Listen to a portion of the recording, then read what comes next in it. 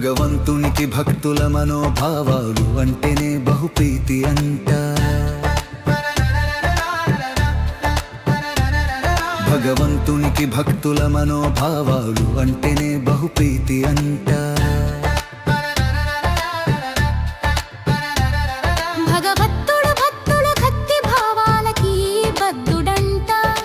అలనాడు కురు సభలో ద్రౌపది మా కన్నయ్యను మధురవాసి అంటే రాలేదట. బృందావనవాసి అంటే రాలేదట. హృదయవాసు అంటే వెంటనే వచ్చాడట. భగవంతునికి భక్తుల మనోభావాలు అంటేనే బహుప్రీతి అంట.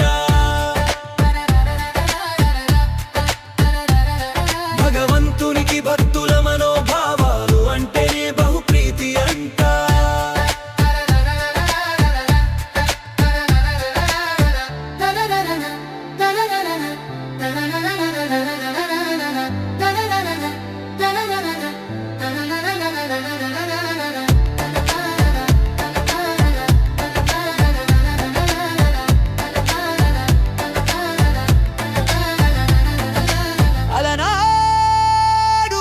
ప్రహ్లాదుడు నిశ్చలంగా ఉండగా తన తండ్రి స్తంభమున